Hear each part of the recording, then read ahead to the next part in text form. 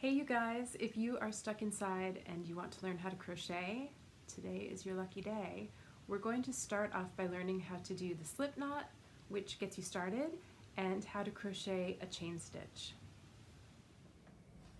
We have this beautiful orange yarn from Cascade. It's a superwash merino. And let me just talk you through slowly how to make a slip knot. You start by making a tiny teardrop, and then you push another loop through that teardrop and pull snugly.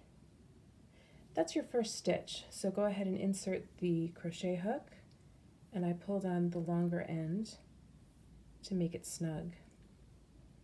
Now the hook is going to turn like this, and you're going to hold it with your left hand, like your thumb and your middle finger choke up near the knot, and your index finger can help. So we put the loop over the hook, and the hook turns and goes through the V. You choke up again, the hook goes behind the yarn and turns and pulls through and makes a V. So this is called making a chain.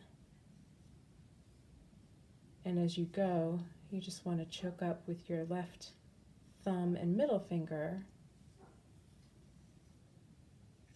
And that also helps you kind of pull so that you have some room.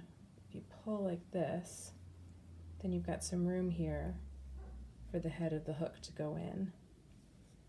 So you can go ahead and practice this absolutely as long as you like. The pattern that we're playing with today calls for 77 V's altogether.